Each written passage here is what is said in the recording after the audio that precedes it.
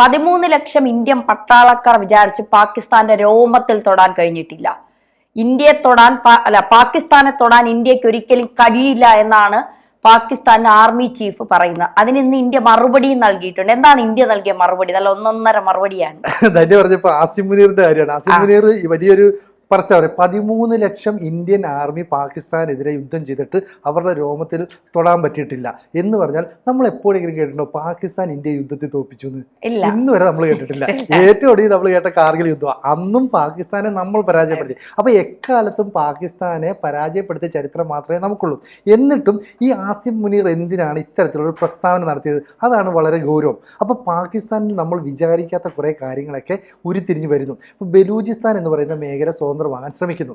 പാക് അധിനിവേശ കാശ്മീർ എന്ന് പറയുന്ന സ്ഥലം പാകിസ്ഥാന്റെ കൈവശമിരിക്കുന്നത്, അവർ മുഴുവനും കൂടി ഇന്ത്യയിലേക്ക് ചേരാൻ വരുന്നു. അപ്പം മൊത്തത്തിൽ പാകിസ്ഥാനിലെ ജനങ്ങൾ സൈന്യത്തിനെതിരായ ഗവൺമെന്റിനെതിരായ നിലപാട് സ്വീകരിക്കുന്നു. ഇതിന്റെ ഒരു വികാരത്തള്ളലിൽ നിന്നാണ് ഈ ആസിം മുനീർ ഇത്തരത്തിലുള്ള നിലപാട് സ്വീകരിച്ചത്. എന്തിനാണെന്ന് വെച്ചാൽ പാകിസ്ഥാൻ ജനതയ്ക്ക് ഇപ്പൊ ദേശസ്നേഹം എന്ന് പറയുന്നത് ഇല്ലാതായിട്ടുണ്ട്. അവർക്ക് അവരുടെ രാജ്യത്തോട് യാതൊരു കമ്മിറ്റ്മെന്റും ഇല്ല. അവർ നോക്കുമ്പോൾ ഇന്ത്യ എന്ന് പറയുന്ന രാജ്യം വികസിക്കുന്നു, ഒരുപാട് സഹായങ്ങൾ അവിടുത്തെ ജനതയ്ക്ക് ചെയ്യുന്നു. അപ്പോൾ എന്തുകൊണ്ട് നമ്മൾ ഇന്ത്യക്കൊപ്പം നിലപാടെടുത്തുകൂടാ? അപ്പോഴേക്കും ഈ പറയുന്ന ആസിം മുനീർ നിലപാട് മാറ്റി. പാകിസ്ഥാൻ വംശജരായ എന്നാൽ വിദേശ രാജ്യങ്ങളിൽ താമസിക്കുന്ന ആളുകളെ സംഘടിപ്പിച്ചുകൊണ്ട് ഒരു വലിയ കോൺഫറൻസ് നടന്നിരുന്നു. ഇതിൽ പങ്കെടുത്തുകൊണ്ട് ആസിം മുനീർ സംസാരിച്ചിട്ട് പറഞ്ഞു, പാകിസ്ഥാൻ എന്ന് പറയുന്ന രാജ്യത്തിൻ്റെ സംസ്കാരം, പാരമ്പര്യം, ആചാരം, വിശ്വാസം, ആഗ്രഹം ഇതൊക്കെ ഹിന്ദുക്കളിൽ നിന്ന് തികച്ചും വ്യത്യസ്തമാണ്. അതായത് കൃത്യമായ വർഗീയതയിലേക്ക് നീങ്ങി. ഹിന്ദുക്കളിൽ നിന്ന് വ്യത്യസ്തമാണെന്ന് എന്തിനാണ് പറയുന്നത്? ഇന്ത്യക്കാരിൽ നിന്ന് വ്യത്യസ്തമാണെന്നല്ലേ പറയണ്ടേ? അപ്പോൾ ഹിന്ദുക്കളിൽ നിന്ന് വ്യത്യസ്തമാണ് നമ്മുടെ പാരമ്പര്യമെന്നും നമ്മൾ ഒരു ദ്വിരാഷ്ട്രവാദ ആവശ്യം ഉന്നയിച്ചു ാണ് പണ്ട് മുതലേ നിലപാടെടുത്തത്. അങ്ങനെയാണ് മുസ്ലിങ്ങൾക്ക് മാത്രം ഒരു രാജ്യം എന്ന നിലപാടിലേക്ക് എത്തത്. 1947 ഇന്ത്യയും പാകിസ്ഥാനും രണ്ടായി വിഭജിക്കപ്പെട്ടപ്പോൾ പാകിസ്ഥാന് വേണ്ടി നിലകൊണ്ട മുഹമ്മദ് അലി ജിന്ന ദ്വിരാഷ്ട്രവാദം ഉയർത്തിപ്പിടിച്ചത് നമ്മുടെ സംസ്കാരവും പാരമ്പര്യവും ഒക്കെ ഉയർത്തിപ്പിടിക്കാനാണ്. അപ്പോൾ ഇവിടെ കൂടിയിരിക്കുന്ന എൻ്റെ പ്രിയപ്പെട്ട സഹോദരന്മാരെ, അച്ഛന്മാരെ, അമ്മമാരെ എന്നൊക്കെ പറഞ്ഞിട്ട് വൈകാരികമായിട്ടാണ് ഈ സൈന്യാധിപൻ സംസാരിക്കുന്നത്. എന്നിട്ട് പറയുന്നു, നമ്മുടെ സംസ്കാരം, നമ്മുടെ പാരമ്പര്യം, പാകിസ്ഥാൻ എങ്ങനെ ആവിർഭാവം കൊണ്ടു, ഈ കാര്യങ്ങളൊക്കെ നിങ്ങൾ നിങ്ങളുടെ മക്കളെ പഠിപ്പിക്കണം. എങ്കിൽ മാത്രമേ അവർക്ക് ദേശസ്നേഹം ഉണ്ടാവുകയുള്ളൂ. 2, 3, 4 തലമുറ കഴിഞ്ഞാൽ മറന്നു പോകരുത് പാകിസ്ഥാൻ എന്ന് പറയുന്ന രാജ്യത്തിൻ്റെ കാര്യം. ബലൂജ് മേഖലയിലേക്ക് 1000-ഓ 2000-ഓ തീവ്രവാദികൾ ചില ആക്രമണങ്ങൾ നടത്തുന്നുണ്ട്. എന്തിന്? ബലൂജ് എന്ന് പറയുന്ന മേഖലയെ വിഘടിപ്പിക്കാൻ. അപ്പോഴാണ് 13 ലക്ഷത്തോളം ഇന്ത്യൻ ആർമി വിചാരിച്ചിട്ട് പാകിസ്ഥാനെ ഒന്നും ചെയ്യാൻ പറ്റിയില്ല എന്നും 1000 പേര് വിചാരിച്ചാൽ നമ്മളേതാണ്ട് ചെയ്യുമോ, നിങ്ങൾ അതുകൊണ്ട് പേടിക്കേണ്ട, പാകിസ്ഥാൻ ആർമി അവരെ ചെന്ന് അറ്റാക്ക് ചെയ്യും. ഒപ്പം ഈ കാശ്മീരിലെ ജനങ്ങൾ അവർ എന്തൊക്കെ ത്യാഗങ്ങൾ ചെയ്താണ്, അവർ നമ്മുടെ കൂടെ നിൽക്കുകയല്ലേ, നമ്മുടെ കഴുത്തിലെ നാടീഞരമ്പാണ് കാശ്മീർ എന്നൊക്കെ പറയുന്നു. കാശ്മീറൊക്കെ അവരുടെയാണോ ഒന്ന് ആലോചിച്ച് നോക്കിയാൽ തന്നെയാണ്. കാശ്മീരൊക്കെ എന്നേ നമ്മുടേതായി ശാന്തതയുടെ താഴ്വരയായി മാറിക്കഴിഞ്ഞിരിക്കുന്നു കശ്മീർ എന്ന് പറയുന്നത്. ആർട്ടിക്കിൾ 317 റദ്ദാക്കിയതിനു ശേഷം ഒരുപാട് സാമ്പത്തികമായി തന്നെ അല്ലെങ്കിൽ ഒരുപാട് വ്യവസായ മേഖലകൾ കശ്മീരിൽ വരുന്നു. ആർമി ചീഫ് പറഞ്ഞത് നമ്മുടെ സിരകളിൽ ഒഴുകുകയാണ് കശ്മീർ എന്ന് പറയുന്നത്. അത് മാത്രമല്ല, ഈ ഹിന്ദുക്കളുടെ കാര്യം പറയുമ്പോൾ പാകിസ്ഥാനിലെ ഹിന്ദുക്കളെ ഒറ്റപ്പെടുത്തി, ഹിന്ദുക്കൾ അവിടെ ന്യൂനപക്ഷമാണ്, അപ്പൊ അവരെ ഒറ്റപ്പെടുത്തിക്കൊണ്ട് അവർക്ക് മേൽ ഒരു ആക്രമണത്തിന് കൂടിയാണ് ഈ ആർമി ചീഫ് ഇത്തരം കാര്യങ്ങൾ സംസാരിച്ചതെന്ന് കൂടി തോന്നുന്നു. മാത്രമല്ല, ഇന്ത്യയെ പ്രകോപിപ്പിക്കുന്ന ഒരു രീതി കൂടി ആ സംസാരത്തിലുണ്ട്. കാരണം 13 ലക്ഷം പട്ടാളക്കാരെ നിങ്ങൾ വിചാരിച്ചിട്ട് ഞങ്ങളെ ഒന്നും ചെയ്യാൻ കഴിഞ്ഞില്ല എന്ന് പറയുമ്പോൾ സ്വാഭാവികമായും ഇന്ത്യൻ പട്ടാളത്തിന് പ്രത്യേകിച്ചൊരു ഇതുണ്ടാകും, ഞങ്ങള് ഒരു പ്രകോപനം അവർക്കും വരാൻ സാധ്യതയുണ്ട്. അപ്പോ 2 രാജ്യങ്ങളും തമ്മിലുള്ള ഒരു യുദ്ധമാണോ ഈ ആർമി ചീഫ് പറയാതെ പറഞ്ഞു വെക്കുന്നത്? ഇത് വളരെ ഗൗരവത്തോടെ എടുക്കേണ്ട ഒരു കാര്യം തന്നെയാണ്. ഇപ്പോ ദേശസ്നേഹമില്ലാത്ത പാകിസ്ഥാനികൾക്ക് അത് എന്തുകൊണ്ടാണ് ഇല്ലാതായത് എന്ന് ചിന്തിക്കേണ്ടിയിരിക്കുന്നു. കാരണം അവിടെ തീവ്രവാദത്തിനാണ് കൂടുതൽ സാധ്യതകൾ, തീവ്രവാദികളെ വളർത്തുന്നു. നമുക്കറിയാം പാകിസ്ഥാൻ ഇപ്പോൾ സാമ്പത്തികമായി എത്രത്തോളം ബുദ്ധിമുട്ട് അനുഭവിക്കുന്ന ഒരു രാജ്യമാണ് എന്നുള്ളത് ഈ പറച്ചിലിൽ മാത്രമേ ഉള്ളൂ.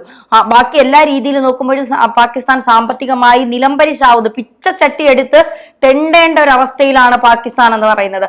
അപ്പോഴും പറയുകയാണ് നമ്മൾ ഹിന്ദുക്കളുടെ ആചാരവും നമ്മുടെ രണ്ടും രണ്ടാണ്, നമ്മൾ അതിലല്ല ഇത് ഊന്നൽ കൊടുക്കേണ്ടത്, നമ്മുടെ രാജ്യം സ്നേഹിക്കണം. അപ്പൊ ഇന്ത്യയിലാണെങ്കിലും ഇന്ത്യയെ സ്നേഹിക്കാനാണ് പറയുന്നത്. അവിടുത്തെ ക്രിസ്ത്യാനികളെയും മുസ്ലിങ്ങളെയും നിങ്ങൾ അങ്ങനെയല്ല, നമ്മുടെ ഹിന്ദുക്കളെയാണ് നോക്കേണ്ടത്, ഭൂരിപക്ഷം ഹിന്ദു ആയതുകൊണ്ട് എന്ന് ഇതുവരെ ഇന്ത്യ മഹാരാജ്യത്ത് ഭരിച്ച ആരും പറഞ്ഞ് നമ്മൾ കേട്ടിട്ടില്ല. പക്ഷേ പാകിസ്ഥാൻ പറയുന്നത് നമ്മുടെ രാജ്യത്തെക്കുറിച്ച് ഹിന്ദുക്കളുടെ ആചാരത്തെ അല്ല, ഇന്ത്യയും പാകിസ്ഥാൻ എന്ന് പറയുന്നത് രണ്ടും രണ്ടാണ്. അത് രണ്ടും രണ്ടാണ് എന്ന്, കാരണം പാകിസ്ഥാൻ എപ്പോഴും ഇന്ത്യയെ ശത്രു രാജ്യമായാണ് കാണുന്നത്. ഈ അടുത്ത കാലത്ത് പ്രധാനമന്ത്രി നരേന്ദ്രമോദി വരെ പറഞ്ഞു, നിങ്ങൾ ഞങ്ങളുമായി വെല്ലുവിളിക്കും, അത് തീവ്രവാദത്തിനല്ല, സാമ്പത്തികമായി ഞങ്ങളെക്കാളും ഉയർന്നു കാണിക്കാനുള്ള അല്ലെങ്കിൽ ഉയർച്ച നേടാനുള്ള കാര്യത്തിൽ നിങ്ങൾ വെല്ലുവിളി ഏറ്റെടുക്കൂ, എന്നിട്ട് നിങ്ങൾ അത് ചെയ്ത് കാണിക്കൂ. അത്രയും സൗഹൃദപരമായ സമീപനമാണ് ഇന്ത്യ പാകിസ്ഥാനോടുള്ളത്. എന്നിട്ട് പോലും പാകിസ്ഥാൻ എപ്പോഴും ഇന്ത്യയെ ശത്രുരാജ്യമായി കണ്ട് ഇന്ത്യയിലോട്ട് തീവ്രവാദികളെ കയറ്റിവിട്ട് ഇന്ത്യയെ ആക്രമിക്കാനും ഇന്ത്യ ഇല്ലാതാക്കാനും കശ്മീരിനെ അവരുടെ ഭാഗത്തേക്ക് മാറ്റാനും കശ്മീരിൽ ജനവാസം പിന്നെ എന്താ സ്വസ്ഥതയില്ലാതെ മാറ്റാനും ഒക്കെ ശ്രമിച്ചുകൊണ്ടിരിക്കുകയാണ് പാകിസ്ഥാൻ. ഇനി ഇതിൽ ഇന്ത്യ നൽകിയ മറുപടി എന്താണ്? ശരിക്കും പറഞ്ഞാൽ ഈ ഇത് എന്തിനാണ് ഇങ്ങനെ ചെയ്യുന്നത് പറഞ്ഞാൽ അവിടെ ഈ തെരഞ്ഞെടുക്കപ്പെട്ട ജനാധിപത്യ സർക്കാരുണ്ട്, ഒരിക്കൽ പോലും അവിടെ കാലാവധി പൂർത്തിയാക്കാൻ സൈനികർ അല്ലെങ്കിൽ സൈനിക നേതൃത്വം സമ്മതിക്കില്ല. എപ്പോഴാണെങ്കിലും ഈ ഭരണ നേതൃത്വത്തെ അട്ടിമറിച്ചുകൊണ്ട് സൈനിക നേതൃത്വം അവിടെ അധികാരം ഏറ്റെടുക്കും. അപ്പോൾ ഭരണ നേതൃത്വത്തിന് ഹാൻഡിൽ ചെയ്യാൻ കഴിയാത്ത എന്തൊക്കെയോ സംഭവവികാസങ്ങൾ അവിടെ ഉണ്ടാകുന്നതുകൊണ്ടാണ് ഈ സൈനിക മേധാവി ആസിം മുനീർ വളരെ വൈകാരികമായിട്ട് പ്രതികരിച്ചത്. ഈ വൈകാരികമായി പ്രതികരിച്ചതിൽ ഒരു പ്രധാനപ്പെട്ട കാര്യം, കാശ്മീർ എന്ന് പറയുന്നത് അവിടുത്തെ ജനങ്ങളുടെ വീരേതിഹാസ പോരാട്ടത്തെ നമ്മൾ ഉൾക്കൊള്ളണം. അപ്പോൾ ഇന്ത്യ ചൊറിഞ്ഞു, അല്ലെ ഇന്ത്യക്ക് അത് മനസ്സിലായി. അപ്പോൾ ഇന്ത്യയെ ഒന്ന് മാന്തി നോക്കി, ഇന്ത്യ കയറി നന്നായി അങ്ങ് ചൊറിഞ്ഞു. ഇന്ത്യയുടെ വിദേശകാര്യ വക്താവുണ്ട് രൺദീപ് ജയ്സ്വാൾ. അപ്പോൾ അദ്ദേഹം പറയുന്നത് എന്താണെന്ന് പറഞ്ഞാൽ, ഈ പറയുന്ന പാകിസ്ഥാന്റെ പ്രശ്നങ്ങൾ അവസാനിക്കണമെങ്കിൽ അവർ അനധികൃതമായി ഇന്ത്യയിൽ നിന്ന് പിടിച്ചെടുത്ത സ്ഥലം വിട്ടു നൽകണം. അങ്ങ് വിട്ടുകൊടുത്ത പ്രശ്നം തീർന്നല്ലോ. ഇനി മറ്റൊന്ന്, അവർ പറയുന്നു അവരുടെ കഴുത്തിലെ നാഡീഞരമ്പാണ് ഈ പറയുന്ന കാശ്മീർ എന്ന്. മറ്റൊരു രാജ്യത്തിന്റെ കയ്യിലിരിക്കുന്ന പ്രദേശം എങ്ങനെയാണ് ഈ പാകിസ്ഥാന്റെ നാഡീഞരമ്പാകുന്നത്? അപ്പോൾ അതിൽ തന്നെ പൊള്ളത്തരമില്ലേ? മാത്രമല്ല UN അടുത്ത സമയത്ത് ഭീകരവാദത്തിനെതിരെ തീവ്രവാദത്തിനെതിരെ നിയമങ്ങളൊക്കെ പരിഷ്കരിക്കുന്നതുമായി ബന്ധപ്പെട്ട് ഒരു ചർച്ച നടത്തി. ആ ചർച്ചയിൽ വെറുതെ പാകിസ്ഥാൻ വീണ്ടും കാശ്മീർ പ്രശ്നം ഉന്നയിച്ചു. അപ്പോൾ UN എപ്പോഴും കാശ്മീർ പ്രശ്നം എടുത്തിടുകയും വലിയ പ്രശ്നങ്ങൾ ഉണ്ടാക്കുകയും ചെയ്യുന്നത് ഇവരുടെ തന്ത്രമാണ്. അത് ഇന്ത്യക്ക് ഉൾക്കൊള്ളാൻ പറ്റില്ല. ഇന്ത്യ അതിന് കൃത്യമായിട്ട് മറുപടി പറഞ്ഞു, നിങ്ങൾക്ക് എന്താണ് ഈ കാശ്മീരിൽ കാര്യം?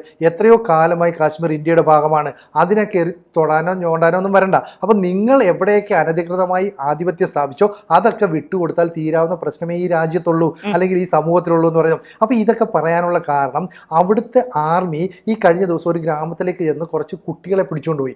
ഇവർ ഈ ബലൂചിസ്ഥാൻ ലിബറേഷൻ ആർമി പോലെയുള്ള വിഘടനവാദ സംഘടനകളുമായി പ്രവർത്തിക്കുന്നു എന്ന് കരുതിയെ പിടിച്ചുകൊണ്ടുപോയി. അവിടുത്തെ ഗ്രാമീണർ അതിനെ എതിർത്തു. പക്ഷേ ആർമി ബലമായിട്ട് തന്നെ കൊണ്ടുപോയി, ഇന്നും അവരെ വിട്ടിട്ടില്ല. അപ്പോൾ അവിടുത്തെ ജനങ്ങളും ആർമിക്കെതിരെ തിരിഞ്ഞു. അപ്പോൾ ആർമി അവിടെ നടത്തുന്ന പ്രവർത്തനങ്ങൾ, ഗവൺമെൻറ് നടത്തുന്ന പ്രവർത്തനങ്ങൾ അവരെ തികച്ചും അസ്വസ്ഥരാക്കുന്നു. അതുകൊണ്ടാണ് അവിടുത്തെ ജനങ്ങളിൽ ഒരു ദേശീയ ബോധം ഊട്ടി ഉറപ്പിക്കുക എന്ന ലക്ഷ്യത്തോടെ നമ്മുടെ സംസ്കാരം ഹിന്ദുക്കളിൽ നിന്ന് വേറിട്ട് നിൽക്കുന്നതാണ്. ഹിന്ദുക്കൾ ചിന്തിക്കുന്ന പോലെ നമ്മൾ ചിന്തിക്കരുത്, നമ്മളെക്കുറിച്ച് നമ്മൾ തന്നെ മക്കൾക്ക് പറഞ്ഞു കൊടുക്കണം, അടുത്ത തലമുറയ്ക്ക് പറഞ്ഞു കൊടുക്കണം എന്നൊക്കെ സൈന്യാധിപൻ പറയുന്നു. ഒരു നിർണായകമായ സിറ്റുവേഷൻ ഉണ്ടായാൽ ഒരു രാജ്യത്തിൻ്റെ പ്രധാനമന്ത്രി അല്ലെങ്കിൽ പ്രസിഡന്റ് ആ രാജ്യത്ത് ദേശീയത ഊട്ടി വളർത്താൻ വേണ്ടി പല കാര്യങ്ങളും സംസാരിക്കാറുണ്ട്. പക്ഷേ ഇവിടെ സൈന്യാധിപനാണ് സംസാരിച്ചത് എന്ന് പറഞ്ഞാൽ അവിടുത്തെ ഭരണകൂടത്തിനെ നിയന്ത്രിക്കാൻ കഴിയാത്ത വിധത്തിൽ കാര്യങ്ങൾ ആകെ കലങ്ങി മറിയുന്നു. അതുകൊണ്ട് സൈന്യാധിപൻ വന്നിച്ച് പറയുന്നു, നമ്മുടെ ദ്വിരാഷ്ട്രവാദം, മുഹമ്മദ് അലി ജിന്ന, ബൈബിള്, ഖുറാന്, അതുപോലെ തന്നെ നമ്മുടെ മത നേതൃത്വം നൽകിയ നിലപാടുകൾ, ഇതെല്ലാം തന്നെ നമ്മൾ ആലോചിക്കണം, നമ്മൾ ആ രീതിയിൽ മുന്നോട്ട് പോകണം. അപ്പം മതത്തെ കൂട്ടുപിടിച്ച് ഖുറാനെ കൂട്ടുപിടിച്ച് ചില നിലപാടുകൾ പുലർത്താനായിട്ട് ഇദ്ദേഹം ശ്രമിക്കുന്നു. അപ്പോൾ ഇത് ആദ്യമായിട്ടല്ല, 2013 2015 അവിടെ പ്രധാനമന്ത്രിയായിരുന്നത് നവാസ് ഷെരീഫാണ്. ഈ നവാസ് ഷെരീഫ് ഇതുപോലെ തന്നെ ചില നിർണായകമായ വെളിപ്പെടുത്തൽ നടത്തി. കാശ്മീർ നമ്മുടെ ഭാഗമാണ്, നമ്മുടെ മുൻഗാമികൾ കാശ്മീരിൽ നടത്തിയ വീരയുദ്ധങ്ങളൊക്കെ നമ്മൾ മനസ്സിലാക്കണം, അതുകൊണ്ട് നമ്മൾ എല്ലാവരും ഒന്നിച്ചു നിൽക്കണം എന്നൊക്കെ പറഞ്ഞിട്ട് പാക് ജനതയെ ഒന്നിപ്പിക്കാനായിട്ട് ഇയാളും ശ്രമിച്ചു. ഇതേ നിലപാട് ഇപ്പോൾ സ്വീകരിച്ചപ്പോൾ ഇന്ത്യ പറഞ്ഞു, നിങ്ങൾ കൂടുതൽ ബഹളമൊന്നും വെച്ചുകൊണ്ട് ഇങ്ങോട്ട് വരണ്ട, നിങ്ങൾ അനധികൃതമായി കയ്യേറിയ പ്രദേശങ്ങൾ മുഴുവൻ ഞങ്ങൾക്ക് വിട്ടു തന്നില്ലെങ്കിൽ ശക്തമായ തിരിച്ചടി ഉണ്ടാകും. അപ്പോൾ ഒന്ന് ചൊറിഞ്ഞു നോക്കിയാൽ നമ്മൾ കയറി ആടിക്കും അല്ലേ? 13 ലക്ഷം ആർമി. അപ്പോൾ എവിടെയാണെന്നൊക്കെ നമ്മൾ തന്നെ ചിന്തിക്കണം, ഇത് എവിടെയാണ് 13 ലക്ഷം? ഇത്രയൊന്നും ഇല്ല. പക്ഷേ നമ്മളൊരു കാര്യം മനസ്സിലാക്കണം, ഏഷ്യയിൽ ചൈനയും ഇന്ത്യയും കഴിഞ്ഞാൽ മൂന്നാമത്തെ വലിയ രാജ്യം എന്ന് പറയുന്നത് പാകിസ്ഥാനാണ്. അവർക്ക് ആയുധങ്ങളുണ്ട്, ആണവ ശക്തിയൊക്കെ ഉണ്ട്. പക്ഷേ ഇന്ത്യയുടെ അടുത്ത് കയറി കളിക്കാനും മാത്രമൊന്നും വളർന്നിട്ടില്ല. അതുകൊണ്ട് തന്നെ ഈ ആർമി ചീഫിന്റെ ഈ പറച്ചിൽ, ഈ പ്രസ്താവന, ഇതൊക്കെ ഒരു രോദനം മാത്രമായിട്ട് നമുക്ക് അംഗീകരിക്കാൻ പറ്റുള്ളൂ. പാകിസ്ഥാൻ വളരുമ്പോ നമ്മൾ അപ്പം ആലോചിക്കാം എന്ത് ചെയ്യണമെന്നുള്ളത്. ഇപ്പൊ വളർന്നിട്ടില്ല, നീ വളരട്ടല്ലേ.